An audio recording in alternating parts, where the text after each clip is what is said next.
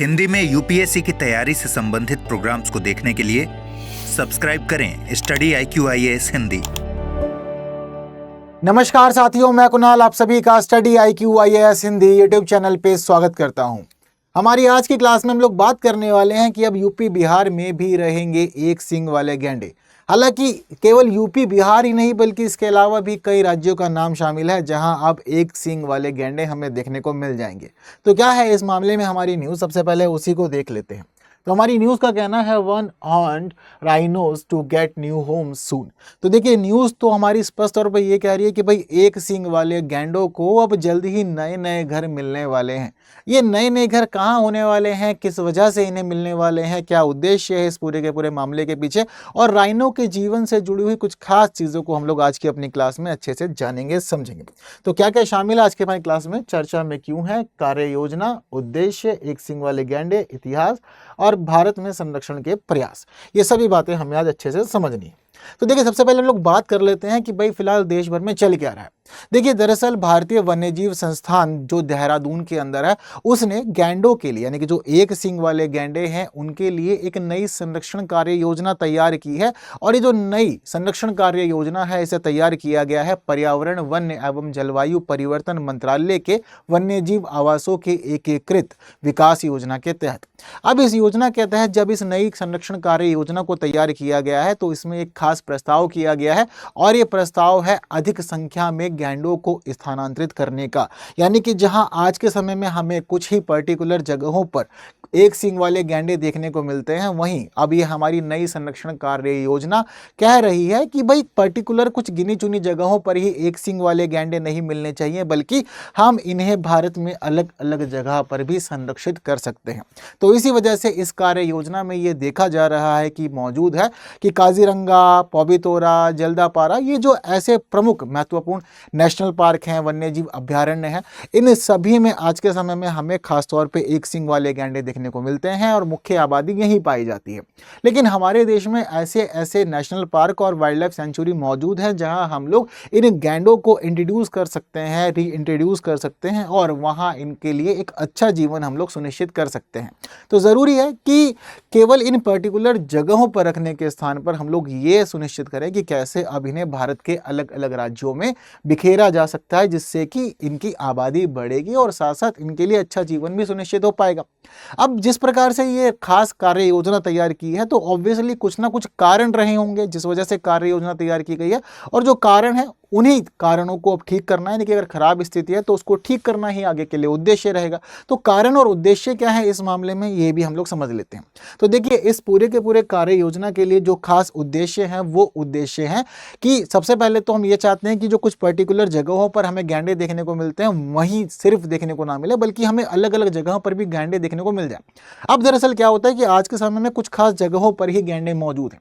अब दूसरी बात यहाँ पर यह भी है कि हमें गैंडों के संरक्षण का कार्य भी करना है। संरक्षण के प्रयास भी लगातार जारी हैं क्योंकि एक समय ऐसा था जब इनकी संख्या लगातार घट रही थी तो ज़रूरी था कि भाई इनको बचाया जाए।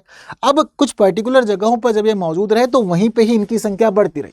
अब एक पर्टिकुलर जगह पे जैसे कि मान लीजिए काजीरंगा नेशनल पार्क है जहां पर हम देखते हैं कि सबसे ज़्यादा आबादी पाई जाती है इन गैंडों की। तो अगर ऐसे पर्टिकुलर जगहों पर ही मौजूद रहेंगे तो उस स्थान पर जो संसाधन है संसाधनों के ऊपर दबाव पड़ेगा, साथ साथ वहाँ पर फिर ये आपसी संघर्ष में आएंगे। जब आपसी संघर्ष में इनकी चीज़ें ठीक नहीं चलेगी तो फिर ये बाहर निकलेंगे, जा करके फिर ये इंसानों के साथ भी संघर्ष करेंगे तो परेशानियाँ बहुत ज़्यादा हो जाएगी। ठीक है, इसके अलावा जब हमें कोई एक प्रजाति एक ही पर्टिकुलर जगह पर देखने को मिलती है तो फिर इनके आपसी संबंधों के कारण बीमारियां भी ये शेयर करते हैं। तो अगर बीमारी के तहत एक बड़ी आबादी चपेट में आ जाएगी तो ये समझिए कि फिर उसके बाद इनकी संख्या फिर गिरने लगेगी। तो यहाँ पर यह भी सुनिश्चित किया जाना है कि भाई अलग अलग जगहों पर बटे जो संसाधनों पर दबाव पड़ रहा है हम लोग उस दबाव को भी अब धीरे धीरे अलग अलग जगह पर विभाजित कर सके, इनको आपसी संघर्ष से बचाया जा सके, इनको बीमारियों से बचाया जा सके और इनके लिए जो भविष्य में रक्षा की स्थिति है हम लोग उसको भी ध्यान दे सकें और इनकी आनुवंशिक स्वास्थ्य को हम लोग अच्छा कर सकें। ये सारी की सारी चाहत यहाँ पर रखी जा रही है इस पूरी कार्य योजना के तहत और इसी वजह से अब इन चीज़ों को आगे बढ़ाए जाने की बात चल रही है। हालांकि इसी कार्य योजना में अब यह भी तय किया गया है कि सिर्फ और सिर्फ हम इन एक सींग वाले गैंडों को असम या वेस्ट बंगाल में ही नहीं रखने वाले हैं बल्कि हमें कुछ और खास ऐसे राज्य दिखे हैं जहां पर इन्हें स्थानांतरित किया जा सकता है। अरुणाचल प्रदेश का नाम इसमें शामिल है, असम का नाम इसमें शामिल है, बिहार का नाम भी इसमें शामिल है, उत्तर प्रदेश का नाम शामिल है, साथ साथ हम देखते हैं कि उत्तराखंड का नाम भी शामिल है।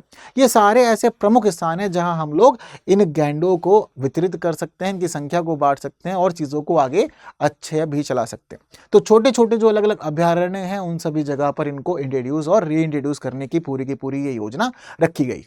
जैसे कि कुछ खास बात अगर मैं आपको बताऊं तो इसमें हमें यह भी पता चल रहा है कि इन्होंने ये फैसला किया है कि भाई आने वाले 5 सालों के अंदर, ठीक है, कि आने वाले 3 सालों के अंदर 5 गैंडों को, आने वाले 3 सालों यानी कि 3 सालों के आधार पर यह कार्य किया जाना, तो हर 3 साल में 5 गैंडों को ये चाह रहे हैं कि काजीरंगा नेशनल पार्क से जल्दापारा नेशनल पार्क के अंदर स्थानांतरित किया जाए। वहीं साथ साथ इन्होंने ये भी सोचा है कि इसी प्रकार की 3-3 वर्ष की स्थिति के अकॉर्डिंग 4-4 एक सिंग वाले गैंडों को पोबितोरा से स्थानांतरित कर दिया जाए गोरुमाला में, ठीक है, तो पोबितोरा से गोरुमाला में। तो इस प्रकार की स्थिति लोग सोच रहे हैं कि हम लोग करें जिससे कि गैंडे एक स्थान से दूसरे जगह जाए और जाकर के वो एक खुद मजबूत स्थिति में आ जाए और चीजें भी हम लोग को अच्छे से देखने को मिले। और वहीं ऐसा भी रहे कि पर्यटन को भी इससे लाभ हो जाए, ऐसा ना हो कि सिर्फ आपको एक सिंग वाला गैंडा देखना है तो किसी पर्टिकुलर स्टेट में आना पड़े, तो इस आधार पर भी हम लोग को कुछ लाभ हो जाएंगे। हालांकि बात सिर्फ और सिर्फ यहीं तक ही सीमित नहीं, कुछ और चीजें भी हैं। जैसे कि हमें यहाँ पर यह भी पता चलता है कि भारत के अंदर असम में डिब्रू शेखोवा राष्ट्रीय उद्यान है और इसी के लिए ये कहा गया है कि आने वाले 13 वर्षों के अंदर यह जरूरी है कि यहाँ पर 5 गैंडों को बसाया जाए और 5 गैंडों को बसाने के लिए इस जगह पर 5 साल के अंदर ही कदम उठा लिए जाए। तो असम के डिब्रू शेखोवा राष्ट्रीय उद्यान के अंदर 13 वर्षों में 5 गैंडों को बसाया जाना और इसके लिए कदम भी 5 साल में उठा लेने। वहीं इसके अलावा दूसरी स्थिति यह है कि अरुणाचल प्रदेश के अंदर D Ering memorial wildlife sanctuary है, तो वहां पर भी यही चाहत बनी है कि आने वाले 13 सालों में हम लोग 5 गैंडों को बसा सकते हैं और इस मामले में इस जगह को उपयुक्त स्थान के रूप में चिन्हित भी किया गया है, पहचान लिया गया है। तो ये तो ऐसी जगह है जहां पर इन्होंने प्लान किया है कि ठीक है, आने वाले 13 सालों में कैसे कैसे 5-5 गैंडे बसाए जाने हैं और कौन सी उपयुक्त स्थल है और कहां पर क्या कार्य करना है 5 साल में, कैसे कदम उठाने, ये बातें। सिर्फ इतना ही नहीं बल्कि यहाँ पर ऐसे भी नाम हमें देखने को मिले हैं जिसके लिए कहा गया है कि इन जगहों पर हम लोग एक सींग वाले गैंडों को स्थानांतरित कर सकते हैं, उनका ट्रांसफर हम लोग कर सकते हैं। तो इसमें बिहार का एक टाइगर रिजर्व है जिसका नाम है वाल्मीकि टाइगर रिजर्व। वहीं उत्तर प्रदेश का इसमें दुधवा राष्ट्रीय उद्यान शामिल है, उत्तर प्रदेश का ही पीलीभीत टाइगर रिजर्व शामिल है और वहीं उत्तर प्रदेश का ही कतरनिया घाट वन्यजीव अभ्यारण्य शामिल है। तो बिहार का तो एक स्थान देखने को मिल रहा है, लेकिन यूपी के 3 स्थान हमें यहाँ पर देखने को मिल जा रहे हैं जो चिन्हित किए गए, माना गया है कि भाई अच्छी जगह है और यहाँ एक सिंग वाला गैंडा अच्छे से रह सकता है। इसके अलावा सुरई रेंज जो उत्तराखंड में है ये भी उपयुक्त मानी जा रही है गैंडों के रहन सहन के लिए, तो एक सिंग वाले गैंडे यहाँ भी आकर के अच्छे से रह सकते हैं। तो ये कुछ खास जगह चिन्हित की गई जहाँ पर स्थानांतरण किया जाने वाला है आने वाले समय में एक सिंग वाले गैंडों का। तो हो सकता है कि आपके राज्य के अकॉर्डिंग भी चीजें चल रही हैं और आप लोग को भी अब अपने राज्य में ही एक सिंग वाले गैंडे अच्छे से देखने को मिल जाएंगे। हालांकि काफ़ी ज़्यादा लोकप्रिय रहते हैं, लोग पसंद करते हैं इसको देखना क्योंकि कम ही देखने को मिलते हैं। तो जो चीज़ें कम होती हैं, रेयर होती है, थोड़ा सा अच्छा लगता है कि हाँ देख लिया जाए। अब कोई आपको कहेगा कि ये बेटा गाय आई, ये गाय देखो, तो जब तक आप नन्हे मुन्ने छोटे होंगे, गोदी में होंगे, तब तक तो आप गाय को देख लेंगे। पर जब आपकी उम्र 12 साल, 15 साल, 18 साल हो जाएगी, आपको किसी ने कह दिया देखो गाय, तो क्या क्या क्या खास बात है इसके अंदर, क्या ही देखना है इसके अंदर, रोज़ देखते रहते हैं, है ना, नॉर्मल है। कोई आपको कहे कि बेटा देखो कुत्ता घूम रहा है यहाँ पर, डॉगी देखो डॉगी, अब आप बड़े हो गए तो देखेंगे नहीं देखेंगे। लेकिन आपको अचानक से कोई ये कहते हैं, आप बेशक बढ़े, आप कितने बढ़े, आप 25 साल के, आप 30 साल के, अचानक से आपको कोई कहते हैं राइनो, आप देखेंगे। और आपको वहीं अगर आप 25-30 साल का आपको किसी ने कहता है टाइगर, तो आप देखेंगे नहीं, आप भागेंगे। तो ये चलता रहता है जीवन के अंदर, तो ऐसी चीज़ें मैटर करती हैं। तो ज़रूरी है कि हम लोग थोड़ी सी बातें जान लें एक सिंग वाले गैंडे के बारे में, ठीक है, कुछ खास चीज़ें हम लोग को यहाँ पता चली है। तो देखिए, जो ये एक सिंग वाला गैंडा होता है इसको कहा जाता है इंडियन राइनोसोरस, यानी कि भारतीय गैंडे के रूप में भी इसे जाना जाता है। हालांकि इसका जो वैज्ञानिक नाम है, इसका वैज्ञानिक नाम है राइनोसेरोस यूनिकॉर्नियस, ठीक है, ये नाम आप लोग यहाँ भी पढ़ सकते हैं, राइनोसेरोस यूनिकॉर्नियस, ये इसका वैज्ञानिक नाम है। भारतीय गैंडे के रूप में इसको हम लोग क्या जानते हैं और साथ साथ इसको एक सिंग वाला गैंडा भी कहा जाता है, ठीक है। अगर बात करें इसकी ज़िंदगी की, तो जनरली इसकी उम्र 30 से 45 वर्ष की होती है। इसकी हाइट 1.8 से 2 मीटर तक की होती है। इसकी पॉपुलेशन के समय में हम लोग मानते हैं कि 4000 चल रही है, यानी 4000 से अधिक गैंडे फिलहाल पाए जा रहे हैं। और इसका जो पर्टिकुलर क्षेत्र है वहीं पर ही, जैसे जो एक सिंग वाला गैंडा है जिसकी हम लोग बात कर रहे हैं इंडियन राइनोसोरस, तो उसका जो पर्टिकुलर क्षेत्र है वो क्षेत्र है भारत, नेपाल और आसपास के कुछ थोड़े बहुत राज्य। तो ये पर्टिकुलर जैसे कि यहाँ पता चलता है इसका जो महत्वपूर्ण क्षेत्र है उसमें असम, वेस्ट बंगाल, उत्तर प्रदेश, ये भारत के क्षेत्र शामिल है। भारत के अलावा नेपाल और भूटान में भी हमें ये देखने को मिल जाएगा। तो ये इसकी खास स्थिति बनी हुई है। तो उसका पर्टिकुलर जो क्षेत्र है वो यही है, ज्योग्राफिकल रेंज इसकी। तो माना जा रहा है कि इसी रेंज के अंदर आज के समय में इसकी संख्या 4000 से ज्यादा है। हालांकि काजीरंगा नेशनल पार्क में ही इसकी संख्या 2400 से ज्यादा मानी जाती है। ठीक है, तो इसकी अगर कुछ खास विशेषताएं जो बात कही जाए तो सबसे महत्वपूर्ण तो यही है कि ये एक सींग वाला गैंडा है। सबसे महत्वपूर्ण सींग तो इसका ये है जो जीवन के साथ साथ लगातार इसके बढ़ता रहता है। अगर आपसे कोई पूछ ले कि ये सींग किस का बना होता है, किस चीज का बना होता है, तो यह ध्यान रखना होगा आपको कि ये सींग बना होता है केराटिन का। ठीक है, ये प्रॉपरली आप लोग याद रखिएगा, इंपॉर्टेंट है बहुत ज़्यादा, कई बार एग्जाम में पहले भी पूछा गया। तो केराटिन का ये बना होता है। जो एक सींग वाला गैंडा होता है इसकी आई साइट बहुत पुअर होती है, यानी इसको ठीक से बहुत कुछ दिखाई देता नहीं है। ठीक है, लेकिन इसकी सूंघने की क्षमता बहुत ज़्यादा होती है, बहुत अच्छे से सूंघ भी सकता है और बहुत अच्छे से सुन भी सकता है ये। अगर हम लोग बात करें इसकी स्किन की, कि इसका शरीर जो होता है ऐसा लगना आर्मर है, मजबूत सी कुछ चीज़ है इसके शरीर की। हम जब भी एक सिंग वाले गैंडे को देखते हो तो हमें ऐसा लगता है बड़ा मजबूत सी स्थिति में है। तो देखिए दरअसल इसकी जो स्किन होती है, इसकी स्किन की खास बात ये होती है कि इसकी स्किन मतलब त्वचा की तहों के साथ भूरे भूरे रंग की खाल होती है, और इस खाल को देख करके लगता है कि ये कवच प्लेटेड है। ठीक है, तो कवच की तरह हमें देखने को मिल जाती है। तो 4 सेंटीमीटर तक मोटी होती है जनरली। इसका वजन 1700 से 2800 किलो तक का होता है। ठीक है, इसका अपना पर्टिकुलर क्षेत्र बनाता है ये, और जो अपना पर्टिकुलर क्षेत्र बनाता है वो 4 स्क्वायर किलोमीटर के दायरे में बनाता है। हालांकि ये अपने खुद की पक्की रजिस्ट्री भी कर लेते हैं, डॉक्यूमेंट्स के माध्यम से नहीं। जिस क्षेत्र में ये रहते हैं वहाँ पर ये भाई यूरिन वगैरह करते रहते हैं, तो सुसु की स्थिति रहती है वहाँ पर, ये भाई इनका डंग यानी कि जो मतलब ये वहाँ पर वेस्ट वगैरह निकालते हैं बॉडी का, तो इसकी स्मेल वगैरह से, इन सभी चीज़ों से अपना प्रॉपर एक इलाका तैयार कर लेते हैं, इलाका बना लेते हैं। फिर वहाँ पे जब कोई और आता है तो फिर इनके आपस में लड़ाइयाँ हो जाती है, बोलते हैं कि मेरा इलाका, तुम मेरे इलाके में कैसे आ गए भाई, यहाँ से दूर रहिएगा। ठीक है, हालांकि इसके जीवन पे संकट चल रहा है क्योंकि भाई इसके सींग के लिए इसको मार दिया जाता है, शिकार किया जाता है। इसके अलावा इन ब्रीडिंग की स्थिति चल रही है, यानी कि जो आपस में संबंध बनाते हैं उससे बीमारियां वगैरह शेयर कर रहे हैं, तो परेशानियां इसके में काफ़ी ज़्यादा हो गई है। तो ज़रूरी है कि इसके संरक्षण के प्रयास किए जाएँ। ठीक है, बीमारियां भी इनके अंदर फैल रही है, तो इन सभी चीज़ों के कारण ये थोड़ा सा अभी फिलहाल काफ़ी गंभीर स्थिति में चल रहे हैं। और IUCN भी कहता है कि भाई ये वल्नरेबल है। ठीक है, यानी कि ध्यान नहीं दोगे तो संख्या घट जाएगी, और घट जाएगी तो एक समय के बाद फिर ये देखने को ही नहीं मिलेगा। तो ज़रूरी था कि इसका संरक्षण के प्रयास किए जाए, तो इसलिए इसको IUCN तो वल्नरेबल ही मानता है अपनी रेड लिस्ट के अंदर। ठीक है, अब इसी के साथ साथ इससे जुड़ी कुछ खास बातें जो आप लोग को पता होनी चाहिए उनके अंदर शामिल है कि देखिए ये लगभग 8 से 25 इंच लंबे काले सींग होते हैं इनके पास में। 8 से 25 इंच लंबे इनके पास में काले सींग होते हैं। ठीक है, और इनके जो सींग होते हैं, सींग के साथ साथ शरीर की जो स्थिति है वो मैं आपको बता दी है।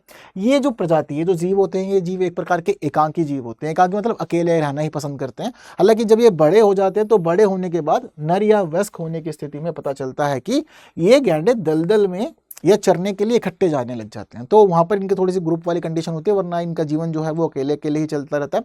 जो नर होते हैं खासतौर पर उनके घर ढीले ढाले होते हैं। ढीले मतलब कमज़ोर स्थिति के घर इनके पास में होते हैं, और अच्छी तरह से ये अपने घरों की रक्षा भी नहीं करते क्योंकि इनको आना जाना पड़ता है। तो कई बार घर के मामले में भी स्थिति इनकी ओवरलैप हो जाती है। वहीं ये भी देखते हैं कि मुख्य रूप से ये जीव आपको जब भी दिखेंगे तो चरते हुए दिखेंगे, और इनका जो आहार होता है, आहार में मतलब समझ लीजिए कि ये लोग पूरी तरह से वेजिटेरियन ही होते हैं। तो आपको घास दिखने को मिलेगी, झाड़ियाँ, पत्तियाँ, पेड़ों की शाखाएं वगैरह या जलीय पौधे, ये मुख्य रूप से इन्हीं को ही खाना पसंद करते हैं। तो पूरी तरह से ये वेजिटेरियन ही होते हैं। बात करें कि इनका इतिहास कैसा रहा है, तो देखिए इतिहास थोड़ा सा इनका उथल पुथल से गुजरा है, क्योंकि एक समय ऐसा आया था कि जब पूरे भारतीय उपमहाद्वीप में ही हम एक सींग वाले गैंडों की संख्या के अंदर बहुत ज़्यादा गिरावट का अनुभव करते हैं। इसके पीछे का खास रीज़न था खेल के लिए इनका शिकार किया जाना। तो ये कार्य बहुत तेज़ी से होता है। इस दौरान लग रहा था कि विलुप्ति की स्थिति में पहुँच जाएंगे, लेकिन फिर इनके संरक्षण पर ध्यान दिया गया। जब 20वीं शताब्दी शुरू हुई थी तो इस दौरान इनकी संख्या लगभग 200 हो गई थी। सिर्फ जंगलों में हमें ये 200 ही देखने को मिल पा रहे थे। तो फिर ज़रूरी था कि इनकी संख्या पे ध्यान दिया जाए, और वही हम लोग का आज का प्रयास है। जब पता चलता है कि 4000 से ज़्यादा इनकी संख्या आज हो गई है भारतीय उपमहाद्वीप के अंदर। भारतीय और नेपाली वन्यजीव अधिकारियों के सख्त संरक्षण प्रबंधन के बंदोबस्त इसको आज के समय में जीवित रखा जा पा रहा है। ठीक है, तो ये इसका थोड़ी सी इतिहास वाली स्थिति रही है। हालांकि ये भी ज़रूरी है कि हम लोग बात करें कि भारत ने इसके संरक्षण के लिए क्या क्या प्रयास किए हैं। तो देखिए, भारत के कुछ खास प्रयास हैं जो आप लोग को पता होने चाहिए। जैसे कि भारत ने अपना तैयार किया था भारतीय राइनो विजन 2020। हालांकि ये जो राइनो विजन था ये 2005 में शुरू किया गया था, लेकिन इसमें हम लोगों ने ये विजन निर्धारित किया था कि वर्ष 2020 तक हम असम के 7 अलग अलग संरक्षित क्षेत्रों में एक सींग वाले गैंडे की संख्या को 3000 तक ले जाएंगे या उससे अधिक कर देंगे। तो कोशिश तो थी, लेकिन 2020 निकल चुका है और अभी भी संख्या हम देखते हैं कि कुछ कम कम रह गई है, लेकिन चाहते कि हम लोग बढ़े। कम कम क्यों रह गई? दरअसल भारत में ही आज का समय में हमें आंकड़ा ये पता चलता है कि 2022 में इनकी कुल संख्या 2613 थी। ये भारत के अंदर मुख्य संख्या पता चलती है हमें कि एक सींग वाले गैंडे की कितने, तो 2113 है। 2022 में जनगणना हुई थी तो उसके आधार पर ये पता लगा था। तो लक्ष्य हमारा पूरी तरह से हम लोग प्राप्त नहीं कर पाए, पर सफलताएं फिर भी काफ़ी ज़्यादा हैं यहाँ पर। इसके साथ ही राइनो रेंज के 5 देशों के साथ भारत ने एक हस्ताक्षर किए हैं, ठीक है, समझौता कह लीजिए आपस में। तो दरअसल भारत ने राइनो रेंज के 5 अलग अलग देशों के साथ जो समझौता किया है वो समझौता मुख्य रूप से एक सींग वाले गैंडे के संरक्षण और सुरक्षा के लिए है। और जो समझौता हुआ है उसको कहा जाता है new Delhi declaration on Asian rhinos 2019। तो 2019 में ये डिक्लेरेशन था, तैयार किया था, जिसके बाद फिर 5 देशों ने इसको हस्ताक्षरित किया। 5 देशों में नाम शामिल है भारत, भूटान, नेपाल, इंडोनेशिया और मलेशिया। तो इन सभी ने साइन किया कि ठीक है, हम कोशिश करेंगे, पूरी तरह से प्रयास जारी रहेगा, राइनो के लिए हम लोग लड़ते रहेंगे, ठीक है, मतलब उसको जीवित रखेंगे, बचा के रखेंगे। राष्ट्रीय राइनो संरक्षण रणनीति भी भारत ने अपने तैयार की 2019 में, जिसके तहत ये सुनिश्चित किया जाना है कि बड़े सींग वाले गैंडों के संरक्षण के लिए कार्य किया जाएगा। इसके साथ साथ पर्यावरण, वन और जलवायु परिवर्तन मंत्रालय ने देश में सभी गैंडों के डीएनए प्रोफाइलिंग के लिए एक परियोजना भी शुरू की है। तो ये सारी की सारी खास चीज़ें हमें पता चलती है कि हाँ, ये सब चीज़ें राइनो के लिए भारत अब तक करता है। तो भारत के प्रयास इस मामले में बहुत ही ज़्यादा खास रहे, ठीक है। तो क्या है होने वाली स्थिति एक सींग वाले गैंडों के मामले में पूरे देश के अंदर, वो सारी बातें मैंने आप लोग को यहाँ पर क्लियर की है। उम्मीद करता हूँ कि यहाँ तक आपको कोई परेशानी नहीं होगी, सारी बात क्लियर भी हो गई होगी। हालांकि गैंडों के लिए ही मतलब जो हमारे एक सींग वाले गैंडे हैं, इन्हीं के संरक्षण के लिए और इनके लिए एक अच्छा जीवन सुनिश्चित करने के लिए हम लोग हर साल 22 सितंबर 2011 से, मतलब हर साल 22 सितंबर के दिन हम लोग मनाते हैं वर्ल्ड राइनो डे, और ये काम हम लोग 2011 से करते हुए ही आ रहे हैं, ठीक है। बाकी स्टडी IQ IAS हिंदी हमारा मेन प्लेटफॉर्म है जहां हम लोग मिलते हैं। बाकी हम मिल सकते हैं टेलीग्राम पे, इंस्टा पे, फेसबुक पे और एक्स पे, और इस QR को स्कैन करके आप पहुंच सकते हैं मेरे टेलीग्राम चैनल पे भी। तो जितनी महत्वपूर्ण बातें की जानी चाहिए थी वो सब हम लोगों ने अच्छे से कर ली है। उम्मीद करता हूँ सारी बातें आपको क्लियर हुई होंगी। बाकी आप इस वीडियो को बाकी तक शेयर कर सकते हैं। जिन्होंने लाइक नहीं किया, लाइक के बिना कोई नहीं जाएगा, जरूर लाइक करना है। और बस ऐसे इन्फॉर्मेटिव वीडियोस देखने के लिए बने रहें study IQ IAS Hindi YouTube channel पे। बाकी की बातें होंगी आने वाली और क्लासेस में कुछ नए विषयों के साथ। तब तक के लिए दीजिए मुझे विदा। Thank you so much. जय हिंद। हिंदी में UPSC की तैयारी से संबंधित प्रोग्राम्स को देखने के लिए सब्सक्राइब करें स्टडी IQ IAS हिंदी।